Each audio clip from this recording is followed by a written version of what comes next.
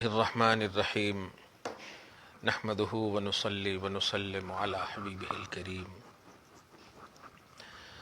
الامین العزیز الرؤوف الرحیم وعلی آلہ واصحابہ الافضلین الاکرمین اجمعین اما بعد فاعوذ باللہ من الشیطان الرجیم بسم اللہ الرحمن الرحیم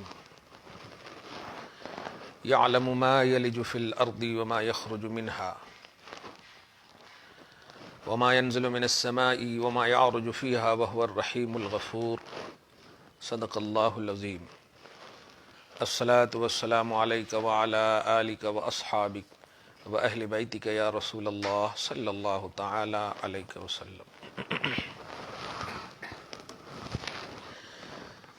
سورہ سبا آیت نمبر 1 درس ہو چکا ہے. آیت نمبر 2 سے درس کا آغاز ہے. حمد حامد احمد محمود محمد، اتنا خوبصورت ٹاپک گیا ہے، میں سمجھتا ہوں کہ بدعت ہے ایک دم. ہاں آج تک اس قسم کا اسم محمد اسم احمد یہ سب ہے، لیکن سب کو احاطہ کر کے جو پیش کیا گیا اور غوث پاک کی تفسیر اور تعلیم کے آئینے میں، یہ فیضان ہی ہے غوث پاک کا. اللہ پاک قبول کرے اور اپنی شان کے مطابق اجر عطا کرے. شان ہمارے پاس تو کچھ ہے ہی نہیں، اس لیے ادھر ہی کریں. شان الوہیت بیان ہو رہی ہے آیت نمبر 2 میں، اور اس میں ایک وصف حبیب کا بھی ہے. مجھے کبھی کبھی بخاری شریف جب بولتا ہوں نا تو میں سوچتا ہوں کہ یہ کتاب لکھوں، شان حبیب الباری بے زبان صحیح البخاری. اور جب قرآن پاک پڑھتا ہوں تو کہتا ہوں شان حبیب الرحمن بزبان رحمان. اس طرح سے عنوان آتا ہے. یعنی نبی کی شان بیان کرنے میں اتنا مزہ آتا ہے اور لگتا ہے بس کرتے چلے جائیں. ہاں بڑا ایک دم غذائیت کی طرح محسوس ہوتی ہے الحمدللہ. تو مطلب آیت وَهُوَ الرحیم الغفور، صفت رحیم کو اللہ پاک نے مقدم رکھا ہے اور غفور کو بعد میں رکھا ہے. اشارہ آپ سمجھیے، حضور کی صفت میں نے غفور نہیں پڑھا، حضور کی صفت غفور نہیں ہے، لیکن حضور کی صفت رحیم ہے. اس میں ایک اشارہ کر رہا ہوں میں، بخشتا رب ہے لیکن حضور کے صدقے میں. اب اگر آنکھ ہے تو دیکھو وَهُوَ الرحیم الغفور، وَهُوَ الغفور الرحیم نہیں ہے، جبکہ دوسری کئی جگہوں پر غفور الرحیم ہے، غفور الرحیم. لیکن یہاں پر چونکہ کتنی تعریف ہو چکی ہے حبیب کی، یہاں پر رحیم کو مقدم کیا. اور سورہ توبہ کی آیت نمبر 128 تو ایک دم یاد ہی کر لیجئے، بلکہ مطلب اتنا رٹ لیں ہم کہ حضور دیکھیں تو کہ ہاں اچھا رؤوف مانتے تھے، رحیم مانتے تھے. سبحان اللہ. پھر جب فرشتے پوچھیں ارے کیا کہتے ہو یار، سورہ توبہ کی آیت نمبر 128، وہاں پر بھی آیت نمبر 128 کہہ دیں گے. یہ وہی ہے، لقد جاءکم رسول من انفسکم عزیز علیہ ما عنتم حریص علیکم بالمؤمنین رؤوف الرحیم. تم اگر مومن سمجھ کے آئے ہو سوال کرنے کے لیے تو مومن کا عقیدہ یہ ہے کہ یہ عزیز بھی ہے، رؤوف بھی ہے، رحیم بھی ہے، غفور. کیا کہنا. تو پہلے ترجمہ سنیے. شان الوہیت اور ایک لطیف نقطہ اس شان الوہیت کے اندر جو چھپا ہوا ہے وہ واضح کروں گا. یعلم ما یلج فی الارض، وہ اللہ غوث پاک کی زبان میں دیکھیے، زمین میں جانتا ہے وہ اللہ اس چیز کو بھی جو زمین میں داخل ہوتی ہے، جو زمین میں داخل ہوتی ہے یا زمین کے اندر ہے. ای ظلمت الطبعیت القابلۃ لفیضان الاستعدادات الفائزہ من المبدع الفیاض. یعنی وہی جو زمین کے اندر کیا ہے، گیہوں ہے، کیسا ہے، کیا ہے، گوبھی ہے، آلو ہے، جتنی بھی چیزیں ہیں کسان نہیں جانتا، کاشتکار نہیں جانتا، ظاہری طور پر اس کا مالک نہیں جانتا، لیکن اللہ جانتا ہے. شان علم خدا بندی یہ ہے ادھین، خدا بند قدوس کا علمی شان. زمین کے اندر کی چیز جو داخل کرتے ہیں لوگ یا داخل ہوتی ہے اس کو بھی اللہ تعالیٰ جانتا ہے. وما یخرج منہا، اور جو زمین سے نکلتی ہے اس کو بھی اللہ جانتا ہے. بہت پہلے سب تھے شاید شروع میں ایک دم بالکل ایک واقعہ غوث اعظم رضی اللہ تعالی مطلب سادات مارحرہ کے حوالے سے یا کسی اللہ کے ولی کے حوالے سے کہ کھانے کھانے پہ لکھا ہے، دانے دانے پہ لکھا ہے کھانے والے کا نام. یہ جان ہے نا دانے دانے. کبھی دیکھے نہیں آپ؟ چائے میرے لیے رکھتے ہیں، پاشا پی لیتے ہیں. دانے دانے پہ لکھا. ایک ایسے ہوا کہ کوئی رسگلہ تھا یا کوئی ایسی چیز تھی. ایک مرید نے کہا کہ حضرت آپ کہتے ہیں کہ کھانے کھانے پہ لکھا ہے، نہیں کھانے والے کا نام لکھا ہے کھانے پہ، دانے دانے پہ لکھا. یہ بتائیے یہ اس پر کس کا نام لکھا ہے؟ انہوں نے کہا ایک کبوتر کا، ایک جنگل سے آنے والے کبوتر کا. تو وہ مرید صاحب کھا لیے. بولے دیکھیے عجیب مرید بھی، دیکھیے کرامت اور فیضان لینے کے لیے کیا کیا کرتے تھے. مرید بھی ایسے ہوتے تھے، دیکھیں مرید بھی دیکھے ایسے ہوتے تھے. تو کہے کہ میں نے کھا لیا. آپ نے تو اب غلط کا جملہ نہیں کہا، آپ نے کہا تھا ایسا. کہا جو میں نے کہہ دیا وہ یہی ہے. میں نے دیکھا کہ اس پر لکھا ہوا ہے اس کا نام. چنانچہ کچھ قدم آگے بڑھے وہ اور ان کو متلی ہو گئی. وہ نکل گیا، اڑ کر کے پرندہ آیا، وہ کھا کے چلا گیا، قدم میں گر گیا. سبحان اللہ. اللہ والے یہ شان، یہ صفت علمی اللہ کی شان، اللہ کی صفت ہے. اور اللہ اولیاء اللہ کی صفت کے مظہر ہیں. میں وہی شان علم خداوندی بیان ہو رہی. اللہ جانتا ہے زمین کے اندر کیا ہے. اس کا مطلب یہ ہے کہ یہ صفت اللہ پاک اپنے محبوبوں کو بھی عطا کیا ہے. اسی لیے اللہ کے رسول صلی اللہ علیہ وسلم کے پاس آتے تھے، رسول اللہ بارش کے لیے دعا کیجیے، یہ زمین قابل کاشت ہو جائے وغیرہ وغیرہ. اس بہت سب کچھ حدیثیں ہیں موجود. خیر، وما یخرج منہا، اور جو زمین سے نکلتی ہے. غوث پاک کی زبان میں کیا نکلتی ہے زمین سے؟ یہ دیکھیے تعریف من المعارف. بتائیے معرفتیں نکلتی ہے زمین سے. اسی لیے پارہ نمبر 25 میں اب دیکھیں گے فرسٹ پیج میں کہ کہاں تلاش رہے ہو مجھ کو؟ تم میں ہوں. کہاں تلاش رہے ہو مجھ کو؟ سنوریم آیاتنا فی الآفاق وفی انفسہم. پوری دنیا کے ہر ذرے میں مجھے تلاشو، نہیں ملے تو تم اپنے اندر تلاشو، مل جاؤں گا. وہ حدیث قدسی بھی من عرف نفسہ فقد عرف ربہ. جس نے خود کو پہچانا اس نے خدا کو پہچانا. اچھا ہمارے کیلنڈر میں بھی خود اور خدا کے دشمن سے بچنے کے لیے خود اور خدا کو دیکھے، کیا ایک دم تعلق دیکھیں آپ.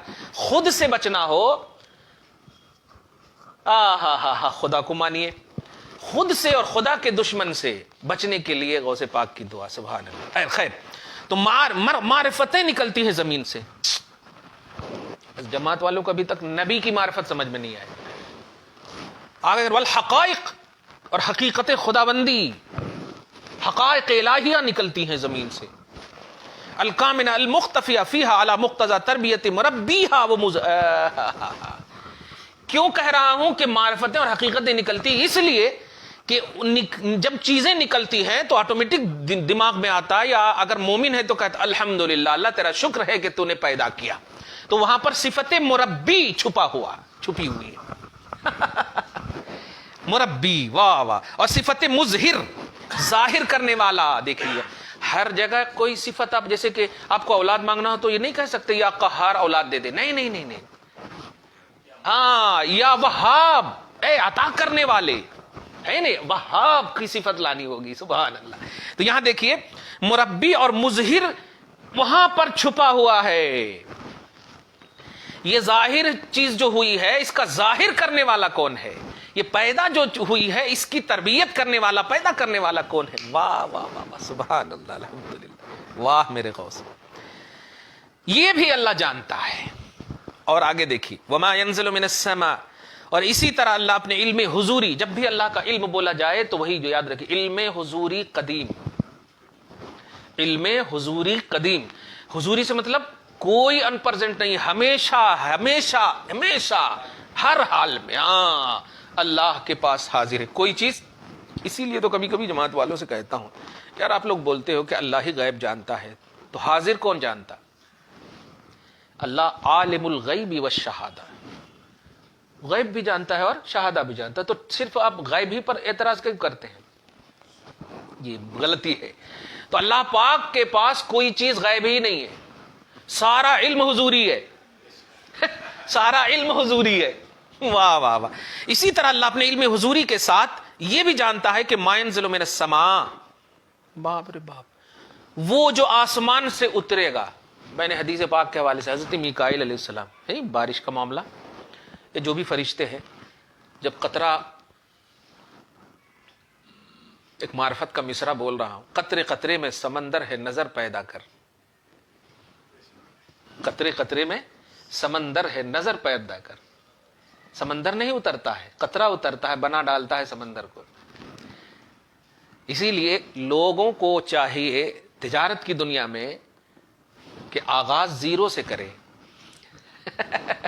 اگر آغاز آپ 100-200 سے کریں گے نا تو ہو گیا، پھر زیرو سے کریں گے تو بنیاد بڑی ٹھوس ہوتی ہے. ہاں خیر، آسمان سے جو چیز اترتی ہے اس کو بھی اللہ جانتا ہے. اب دیکھیں، عالم اسماء الی ارض المظاہر، مظاہر کائنات، دنیاوی زمین پر جو اترتی ہے اللہ جانتا ہے. والمسمیات من الفیوزات والفتوحات الشاملہ لانواع الکمالات، دنیا میں جتنی بھی کمالات، قسم قسم کے کمالات، قسم قسم کی فتحیں، قسم قسم کے فیوز و برکات جو نازل ہوتے ہیں، اللہ تبارک تعالیٰ جانتا ہے. کہتا ہے اے برکت یہ جا اس گھر میں نازل ہونا.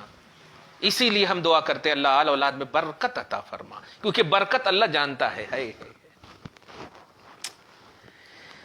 تین چیز، تین علم کا کنیکشن تین چیز سے. اللہ زمین کے اندر کیا چیز ہے جانتا، آسمان کے، زمین سے کیا نکلے گی جانتا، آسمان سے کیا چیز اترنے والی ہے جانتا ہے. ایک عقیدہ غوث پاک کا دیکھے، اب تک سنتے تھے کہ آسمان سے صرف بارش نازل ہوتی، غوث پاک کہہ رہے ہیں کہ آسمان سے فیوزات بھی نازل ہوتے، آسمان سے فتوحات بھی نازل ہوتے، اور آسمان سے کمالات بھی نازل ہوتے. باپ رے باپ. لو نہیں ماننا ہے مت مانیے، ہم تو ایک دم ماننے کو تیار ہیں. ہاں، چوتھی چیز دیکھیے، وما یعرج فیہا، یہ چیزیں تو کبھی سبحان اللہ ہماری سنیت کو جو اجاگر کرتے ہیں میرے غوث، باقی بے صف اہل سنہ کہا جا سکتا ہے بالکل. وما یعرج فیہا، اور جو آسمان میں چڑھتا ہے اللہ اس کو بھی جانتا ہے. جانتے ہیں مواہب لدنیہ وغیرہ کی ایک حدیث پاک ہے، علامہ امام قسطلانی ایک اچھے محدث ہیں. دیکھیں آپ ہم سب جو ہے مطلب مس گائیڈ ہو گئے ہیں جو بخاری کو صرف جانتے ہیں. بخاری تو سیکنڈ تھرڈ کے ہیں نا، اور یہ 1400 ہجری چل رہی ہے، تو 1200 سال تک کون کرے دین کا کام؟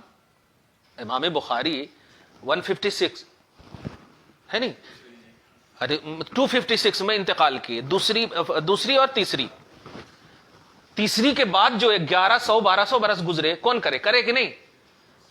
تو پھر خالی انہی کے نام کو کیوں یوز کر رہے ہیں آپ؟ یہی ہے. اب میں جو کہنے جا رہا ہوں، واہ، اہل حدیث وغیرہ خصوصاً جو کہتے ہیں کہ نہیں بخاری میں ہے کیا، کبھی کبھی آپ لوگوں کی زبان پہ بھی آ جاتا ہے نا بخاری میں ہے کہ نہیں. امام قسطلانی کو نہیں جانتے؟ ایک دم جان لیجیے، اور بخاری سے کم نہیں ہے اپنے زمانے میں.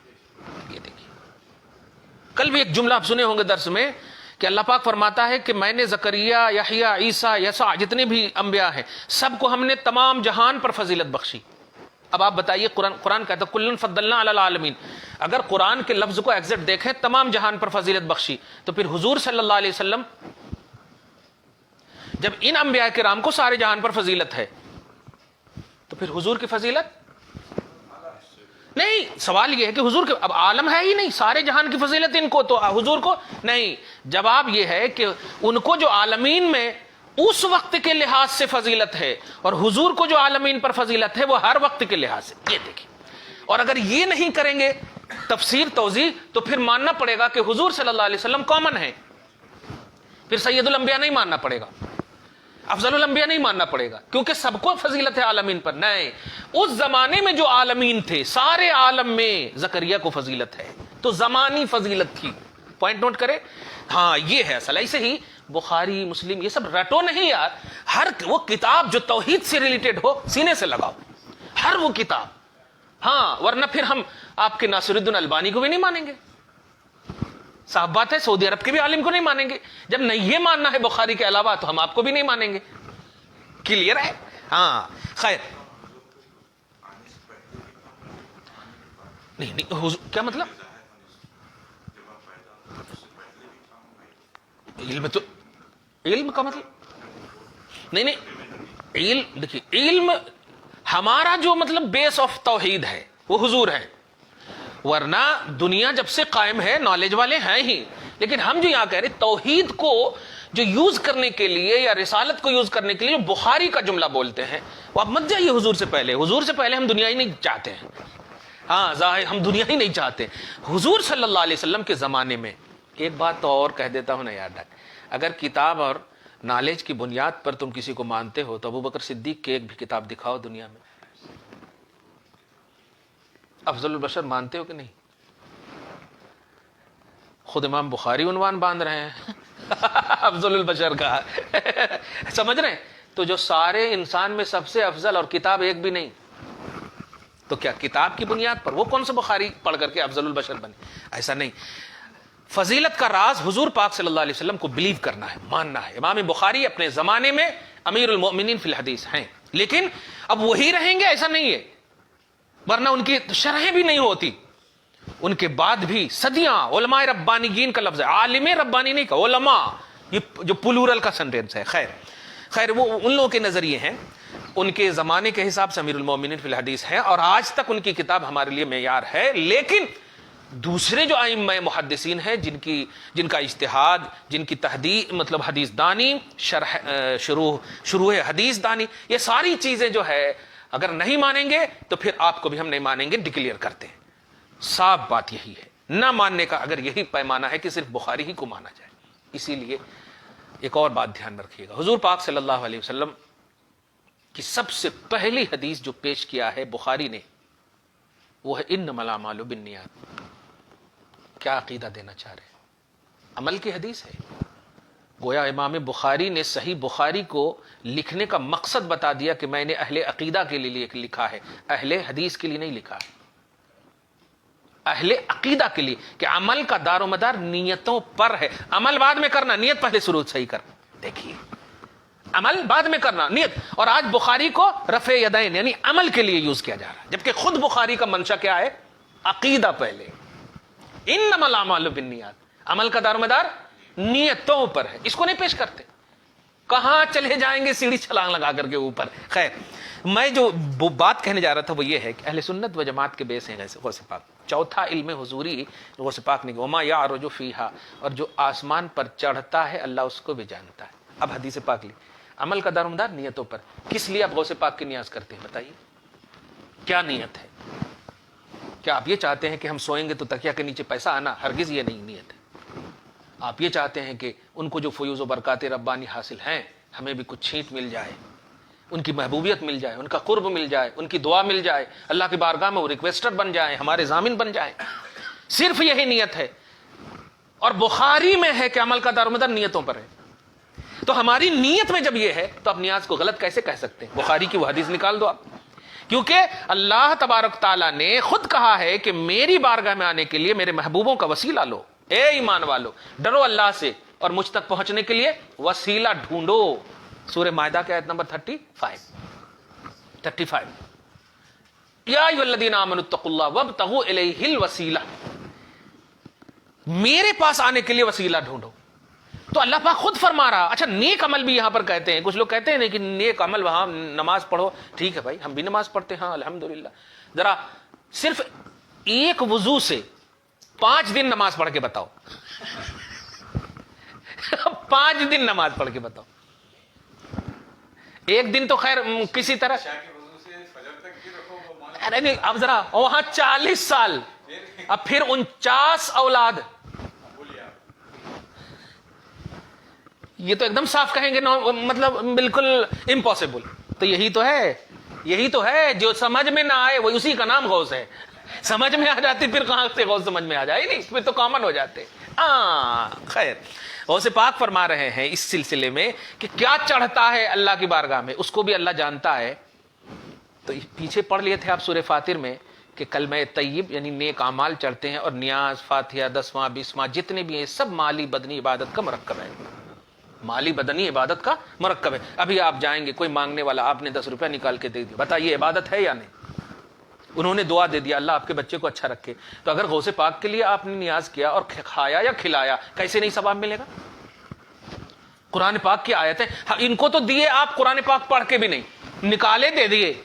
لیکن غوث پاک کی بارگاہ میں ان کی روح کو جو ایصال کر رہے ہیں وہاں تو قرآن بھی پڑھ رہے ہیں آپ, وہاں تو قرآن بھی پڑھ رہے ہیں الحمدللہ رب اللہ, کیسے نہیں پہنچے گا؟ خیر, تو وما یعرج فیہا, اور جو آسمان میں چڑھتا ہے. اب غوث کہتے ہیں متصاعدۃ من المکاشفات, اوہ اہل کشف کا کشف پہنچتا ہے. اتقوا فراست المومن فانہ ینظر بنور اللہ, مومن کی فراست سے بچنا اس لیے کہ وہ اللہ کے نور سے دیکھتا ہے. ولیوں کے پاس جاؤ دل سنبھال کے, علماء کے پاس آؤ زبان سنبھال کے. آج تک سنے تھے زبان سنبھال کے بات کر, نہیں, عام لوگوں کے پاس زبان سنبھالنے کی ضرورت نہیں. علماء کے پاس جاؤ زبان سنبھال کے فتوے لگا دیں گے, اور ولی کے پاس جاؤ دل سنبھال کے لگا دیں گے مہر. تو اللہ کی بارگاہ میں یعنی آسمان پہ جو چڑھتا ہے, غوث کہتے متصاعدۃ من المکاشفات, اہل کشف کا کشف پہنچتا ہے. والمشاہدات, اور اہل کشف کا مشاہدہ پہنچتا ہے. جب عالموں کا علم تھک جاتا ہے تو اللہ کے ولی کا علم شروع ہوتا ہے. اللہ کے ولی کے علم کو مشاہدہ کہتے ہیں. ہم کتاب سے لیتے ہیں, وہ کتاب والے سے لیتے ہیں. ہم کہتے ہیں کہ ابن حجر نے یہ کہا, ابن کثیر نے یہ کہا, وہ کہتے ہیں یا رسول اللہ آپ کیا کہہ رہے ہیں, یا رسول اللہ یہ حدیث ہے آپ کیا کہہ رہے ہیں. اسی لیے وہ موڑ چھوڑ کر دے دیتے ہیں. بڑے بڑے فقیہ سمجھ جاتے ہیں کہ بالکل صحیح ہے, بالکل صحیح ہے. تو ہمارے پاس علم ہے, ولی کے پاس مشاہدہ ہے. آج کے حساب سے سمجھا دو, ورنہ پھر کمنٹس میں لکھیں گے ہمارے پاس تھیوری ہے, ان کے پاس پریکٹیکل ہے. صحیح ہے, پریکٹیکل میں ڈبل پہلو ہے, یعنی تھیوری بھی پریکٹیکل والے کے پاس ہوتا, لیکن جس کے پاس تھیوری ہے کوئی ضروری نہیں کہ پریکٹیکل بھی ہو. واہ, خیر. تو مکاشفات پہنچتا ہے, چڑھتا ہے, مشاہدات چڑھتا ہے. اچھا, یہ مکاشفات اور مشاہدات کیسے حاصل ہوتے ہیں غوث وہ بھی بتا دے. الحاصلہ من تلک الفتوحات الحابط, او جو آسمان سے نازل ہونے والے فتوحات و فیوزات جن پر ہوتے ہیں نا, وہ جو عمل کرتے ہیں نا, انہی اعمال کو مشاہدہ کہا جاتا ہے. باپ رے, یوں سمجھیے کہ ایک قطرہ اللہ پاک نے فرشتے کو کہا یہ قطرہ یہ بڑا برکت والا قطرہ ہے, اعظم پاشا پر جا کر کے گرانا. اب جیسے آپ کے سر پر وہ گرا, اب آپ کو ایک دم بالکل فیض ملنا شروع ہو گیا. اب آپ کے منہ سے جو بھی نکل رہا ہے نا, یہ چڑھ رہا ہے اوپر. واہ واہ واہ. اس کا مطلب یہ ہوا کہ آپ کا عمل چڑھنے کے لیے ضروری ہے کہ فیوز و برکات ربانی ہو پہلے آپ پر. خدا کا فیض ہونا ضروری ہے عمل کے مقبولیت کے لیے. اب آپ غور کیجئے گا, اور خدا کا فیض اسی پر ہوتا ہے جو نبی کو چاہتا ہے. اس سے بڑی دلیل کیا ہے کہ اللہ پاک ڈکلیئر فرما رہا ہے صحابہ کے بارے میں کہ اولئک الذین امتحن اللہ قلوبہم للتقوی, کہ صحابہ کرام کی وہ جماعت ہے کہ تقوی کے لیے ہم نے چن لیا ہے ان کے دلوں کو. لہم مغفرۃ و اجر عظیم, ان کے لیے بخشش بھی ہے اور اجر عظیم بھی ہے. اب اس کا مطلب نازل کیا فیض اللہ نے ان کے اوپر. تو اب یہ جو بھی, اسی لیے جانتے ایک صحابی ہیں اور ظاہری طور پر صحابہ کرام, حضرت حاتب نام ہے, کچھ مکہ کی بات یا مدینہ کی بات, بخاری شریف کی بات کہہ رہا ہوں میں, پہنچا رہے تھے چڑھائی کرنے والے حضور پاک جنگ کے حوالے سے, ہے نا. تو معلوم ہو گیا, اللہ تعالیٰ نے بتا دیا آپ کو کہ ایسا ہے, آپ کے مطلب انفارم کیا جا رہا ہے, آپ ایسا کر دیں, جا کر کے ان کو بلا لیں. حضرت علی کو غالباً بھیجا وغیرہ وغیرہ. تو دھیان دیجیے گا, اس کے بعد جب بارگاہ رسالت میں ان کو حاضر کیا گیا, میں اس اصل پوائنٹ دینے جا رہا ہوں کہ صحابہ کا مقام آپ دیکھیں کہ اللہ جب کہہ دیتا ہے نا, صحابہ ایسے سلیکٹڈ ہیں کہ ان سے چوک بھی ہو جائے نا تو عظمت ہے, رحمت ہے, برکت ہے. کیسے؟ جب بارگاہ رسالت میں وہ حاضر ہوئے تو دیگر لوگوں نے کہا, یعنی صحابہ کرام دوسرے نے, یا رسول اللہ یہ منافق ہے, گردن مار دوں. تو آقا علیہ الصلوۃ والسلام نے فرمایا نہیں, یہ بدری ہے. کچھ سمجھے آپ کیا؟ ہاں, جنگ بدر میں شریک ہونے والوں میں ہے. اور اللہ پاک نے جنگ بدر میں شریک ہونے والوں کے لیے کہا لا تثریب علیکم اليوم یغفر اللہ, کہ اللہ پاک نے یہ فرمایا کہ ان پر کچھ نہیں, بلکہ لا تثریب نہیں, بلکہ اعملوا ما شئتم. اے اہل بدر, اے بدر میں شامل ہونے والے, اب تم جب تک زندہ رہو گے جو بھی کرو گے ہم معاف کر دیں گے, بخش دیں گے.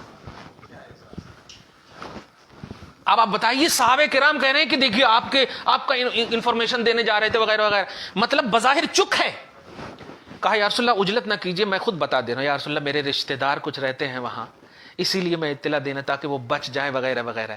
اب یہاں پر بہانے تو ہو گئے، لیکن حقیقت نبی نے کہا یہ بدری ہے اور اللہ نے وعدہ لے لیا۔ مطلب کیا ہوا؟ یعنی نان فیمس، مشہور نہیں ہے، لیکن صرف بدر میں نبی کے ساتھ شامل ہوئے۔ اللہ پاک نے چوک بھی ہونے کے باوجود کہا یہ بخشش ہے۔ اب جو کہتے ہیں عمل بیس ہے، بتائیں وہ کیا کہیں گے؟ تو اب فیوز و برکات کے نزول کا مرکز ڈائریکٹلی صحابہ، کیوں؟ نبی کو چاہا۔ اب فیوز و برکات کے نزول کا مقصد سمجھ میں آ گیا کہ اگر نبی کی محبت جن کے اندر ہے، اللہ سبحانہ ان پر فیوز و برکات نازل کرے گا اور انہی کی زبان سے تاثیری جملے نکلیں گے۔ اب سمجھ میں آ گیا، ہر اہل محبت سے پھکوا سکتے ہیں، ہر اہل محبت سے دم کروا سکتے ہیں۔ اگر وہ نبی کی محبت پر فائز ہیں، ان سے دم کروائیے، اللہ تعالیٰ ان کے عمل کو چڑھاتا ہے، ان کے عمل کو چڑھاتا ہے۔ کیا میرے غوث، واہ واہ! آگے دیکھیے، وَهُوَ الرَّحِيمُ الْغَفُورُ۔ خلاصہ، یہ پوری تقریر کا غوث کہہ رہے ہیں، خلاصہ سنو۔ وَبِالْجُمْلَہ، حاصل کلام، یہ ہوتا ہے نا، پوری بات کہہ دی لیکن کہہ رہے ہیں آغاز باب تھا، حاصل کلام سنو۔ وَهُوَ الرَّحِيمُ وَهُوَ الْغَفُورُ، حاصل کلام وہ رحم فرمانے والا ہے۔ غوث کہتے لعبادہ بحفاظت انواع الکرامات، اپنے ان بندوں پر جن کو اپنا بنا لیتا ہے تو فیوز و برکات کنٹینیو نازل کرتا ہے۔ اہل اللہ کی بارگاہ میں ہر روز جب وہ زمین پر ہوتے ہیں تو روزانہ میلہ ہوتا، زمین میں ہوتے ہیں تو سالانہ میلہ، لیکن لوگوں کی جو آمد و رفت اور خلق خدا کا جو اٹریکشن ہے، یہ کیوں ہے؟ اس لیے کہ دیکھیں، غور کیجئے گا کہ اللہ رحیم ہے ان بندوں پر جن کو اپنا بنا لیتا ہے اور ان پر فیوز و برکات کنٹینیو کرتا ہے۔ اس سلسلے میں ایک جملہ کہتا ہوں میں کہ اللہ جسے اپنا بنا لے، اللہ جسے اپنا بنا لے، اس سے بڑی نعمت کیا ہوگی ان کے پاس؟ نہیں ہوگی، اس سے بڑی نعمت کچھ نہیں ہوگی۔ یعنی فرض کیجئے کہ آپ کو مطلب نوٹ کی گدی کے بیچ میں ہم کھڑا کر دیں اور کہیں یہ سب آپ کا ہے، اب آپ کہیں گے 1000 چاہیے ہم کو، نوٹ کی گدی میں ہے آپ، صحیح ہے نا، اور دینے والا کہہ رہا ہے وہ سب آپ کا ہے۔ اب آپ مانگیں گے؟ یہ نہیں مانگیں گے، اب وہی مانگیں گے آپ جو آپ کے پاس نہیں ہے۔ دھیان دیجئے گا، تو اللہ کے پاس جانے والا اخلاص کے ساتھ مخلص بندہ اب ہو ہی نہیں سکتا کہ اس کے پاس کچھ نہ ہو۔ کیوں؟ اس لیے کہ اللہ کمپلیٹ، اب اس کے آزو بازو یا اس کا مد مقابل ہے ہی نہیں۔ تو جب کمپلیٹ خدا ہمیں مل گیا تو اب نعمتوں کا انعام، نعمتوں کا فیضان بھی کمپلیٹ ہو گیا۔ سوال یہ ہے کہ اب کیا اللہ کے ولی مانگیں گے؟ اور اب خلق خدا کا اٹریکشن سمجھیے اور تعلق سمجھیے کہ اب اللہ کے ولیوں کی بارگاہ میں جو ہم لوگ جاتے ہیں، اس کی اصل وجہ یہ ہے کہ وہ اللہ کی بارگاہ میں قریب ہیں، خدا کو خوش کرنے کے لیے مگن رہتے ہیں، دیدار الہی میں، اللہ کو دیکھنے میں، اللہ کی محبت میں، بس مستغرق فی بحر توحید، غرق، فنا، یہ سب درجے ایسے ہیں اسی میں، اس کے علاوہ کچھ نہیں۔ پھر اللہ ان کو توجہ دلاتا ہے، آپ میری طرف متوجہ ہو میرے محبوب بندے، ٹھیک ہے، لیکن دیکھو آپ کے پاس بھی بہت سارے لوگ چاہنے والے آئے ہیں، اور میں تو میری سنت ہے کہ میں ڈائریکٹ نہیں دیتا، ڈائریکٹ تو دیتا ہوں بس اب ایک کو، اس کے علاوہ محبوبوں کو ان کے وسیلے سے تو میرا یہ تعلق ہے۔ تمہارے پاس جو بھیڑ ہے پتا کر کیسے کیسے ہیں۔ یہاں پر دھیان دیجیے گا، عمل کا دارومدار نیتوں پر ہے۔ آج بھی اہل حدیث وغیرہ، جماعت والے وغیرہ جاتے ہیں تو صرف کس لیے جاتے ہیں؟ نیت یہ ہوتی ہے کہ مجھے شرک دیکھنا ہے، جو سجدہ کر رہے ہیں وہ دیکھنا ہے، اور اسی کو فوٹو لے کر کے دکھا دیں گے کہ یہ دیکھو یہ کر رہے ہیں۔ لیکن اہل محبت، اہل نیت، اہل عقیدہ جو جاتے ہیں کہ یہ خوش ہو جائیں، میری ریکویسٹ کو اللہ کی بارگاہ میں پیش کر دیں۔ کیوں؟ اس لیے کہ ان کو تو کچھ نہیں چاہیے، ہم کو چاہیے، ہم انکمپلیٹ ہیں، ہم کو چاہیے، اس لیے ہم کہتے ہیں کبھی بیٹا دے دے، اس لیے ہم کہتے ہیں کبھی امتحان میں پاس کر دے، ہمیں یہ کہتے ہیں، یہ سب اے اللہ میرے کو تو کچھ نہیں چاہیے، ان لوگوں کا عریضہ ہے۔ لیکن میں نے دل کو دیکھا ہے، اللہ کے ولیوں کے پاس جاؤ تو دل کو سنبھال کر کے، وہ نور الہی سے دیکھتا ہے۔ دھیان میں نے ان کے دل کو دیکھا ہے، اور اللہ بھی جانتا ہے کہ دیکھا ہے، صحیح ہے کہ نہیں؟ اللہ کا محبوب بندہ جیسے عیسیٰ علیہ السلام تھا، اٹھا لیا اللہ تعالیٰ نے، سارے محبوبوں کو کیوں نہیں اٹھایا؟ یہ زمین پر رکھنا درگاہوں کا وجود دلیل ہے کہ اللہ چاہتا ہے کہ یہاں بھیڑ لگے، لیکن ان میں جو رسومات ہو توحید کے آئینے میں ہو۔ توجہ دیجیے گا، تو ولی کہتے ہیں اللہ میں نے دل دیکھ لیا، یہ اہل نیت ہے، اہل نیت ہے، اہل عقیدہ ہے، نوٹ کیجیے گا، یہ اہل محبت ہے، یہ اہل حدیث نہیں ہے۔ نوٹ کیجئے گا، یہ اہل محبت ہے، ان کی نیت میں اخلاص ہے، مزکہ ہے، تزکیہ کیا ہوا ہے، ہاں گڑبڑ ہے عمل میں لیکن دل میں محبت ہے۔ تو ٹھیک ہے، اہل نیت ہے تو عمل کا دار و مدار نیتوں پر ہے۔ آیا ہے تیری بارگاہ میں ارادہ مطلب خیر لے کر کے، کیا چاہتا ہے بیٹا؟ چاہتا ہاں دیکھ لوح محفوظ میں، نہیں ہے نہیں ہے، لوح محفوظ بھی مخلوق ہے نا، تحریر بھی مخلوق، سب کچھ تو یہ ہے نا، تو یہ اللہ آیا ہے، کچھ تو کر۔ اچھا ٹھیک ہے تم بول رہے تو کر دیتا ہوں، کیا کہنا ہے؟ بدلتی ہزاروں کی تقدیر دیکھی، نگاہ ولی میں وہ تاثیر دیکھی، بدلتی ہزاروں کی تقدیر دیکھی، ایک نگاہ داڑا دیا، نہیں بھی تھی ان کی تقدیر میں بدل دیا۔ اور میں بتا چکا ہوں یہ تقدیر غیر مبرم تشبیہ بالمبرم خدا۔ تو وہو الرحیم، اللہ اپنے ان مخلص بندوں پر رحم فرماتا ہے انواع کرامات کا فیضان کر کے۔ انواع کا لفظ قسم قسم کی کرامتیں، مطلب بیٹا چاہیے وہ بھی، جو بھی چاہیے انعامات وہ سب بمقتضی رحمتہ الواسعہ، اپنی وسیع رحمت کے تقاضے کے مطابق۔ والغفور، اور اللہ بخشنے والا ہے، لذنوب انانیاتہم وتعیناتہم الباطل بعدما رجعوا الیہ وتوجہوا نحوہ تائبین آئبین مخلصین۔ چونکہ اخلاص کے ساتھ آیا ہے، توبہ کر کے آیا ہے، پوری متوجہ سے آیا ہے، پوری رجعت سے آیا ہے، پوری انابت لے کر آیا ہے، پوری رجوع لے کر آیا ہے، پورا اخلاص لے کر آیا ہے، پورا خوش عقیدہ ہو کر آیا ہے، اللہ تعالیٰ ان تمام کی وجہوں کی بنیاد پر اس کو سارے گناہوں پر ایسا رکھ دیتا کہ سب فارمیٹ ہو جاتا۔ وہو الغفور، وہ اللہ غفور ہے۔ بس ایک اشارہ کر رہا ہوں، اللہ سبحانہ رحیم ہے۔ یہی وصف اللہ تعالیٰ نے اپنے حبیب کو عطا فرمایا، یہ دلیل ہے اس بات کی، رحیم ہے اپنے مخصوص بندوں پر۔ سارے مخصوصوں میں سب سے اعلیٰ و اعلیٰ محمد رسول اللہ صلی اللہ علیہ وسلم ہے۔ ہم غوث پاک کے حوالے سے رحیم کا عقیدہ نہیں رکھتے ہیں، حالانکہ فیضان رحمت ہے وہاں، ہم نہیں کہتے ہیں غوث پاک کو رحیم، لیکن جب قرآن نے محمد رسول اللہ کو رحیم کہا ہے تب معلوم ہوگا کہ اس ذاتی رحیم اسے بخشتا ہے۔ نوٹ کیجئے گا، جو عطائی رحیم کو مانتا ہے، جو عطائی رحیم کو مانتا ہے، اللہ کے محبوب بندوں کے حوالے سے اللہ سبحانہ بخشتا ہے۔ دعا ہے اللہ تعالیٰ آج کی اس خصوصی گفتگو۔ اچھا نہیں، ایک اور دعا دیکھیے، دعا خود غوث پاک کر رہے ہیں، رزقنا اللہ الوصول الی محل القبول۔ اللہ ہم سب کو محل قبول کی طرف وصول عطا فرمائے۔ یہ ڈینجر جملہ ہے، اب محل قبول کی طرف وصول عطا فرمائے، یعنی ہر اس جگہ پر جانا نصیب فرمائے جس جگہ جا کر خدا کی قبولیت حاصل ہو جائے۔ واہ واہ واہ واہ۔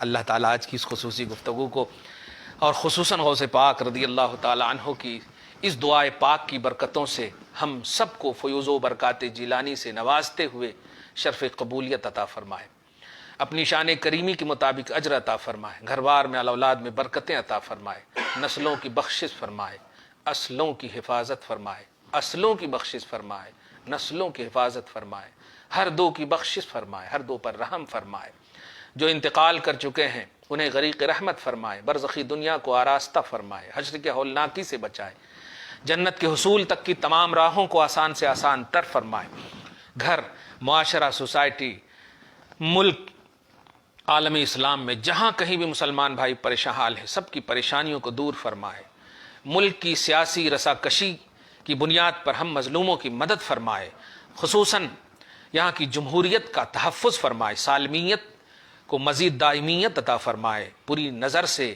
بدنگاہی سے، شرارتوں سے، بغاوتوں سے، عداوتوں سے ملک اور باشندگان ملک کی حفاظت فرمائے، ہم سب کے والدین کو جن کے زندہ ہیں انہیں صحت کاملہ عاجلہ نصیب فرمائے، جو انتقال کر چکے ہیں ان کی بخشش فرمائے، اولاد کو صالحیت کے زیور سے آراستہ فرمائے، جو بھی مانگی جائے خیر ہو قبول فرمائے، شر سے محفوظ فرمائے۔ وصلی اللہ تعالی علی خیر خلقہ محمد وآلہ واصحابہ اجمعین برحمتک یا ارحم الراحمین۔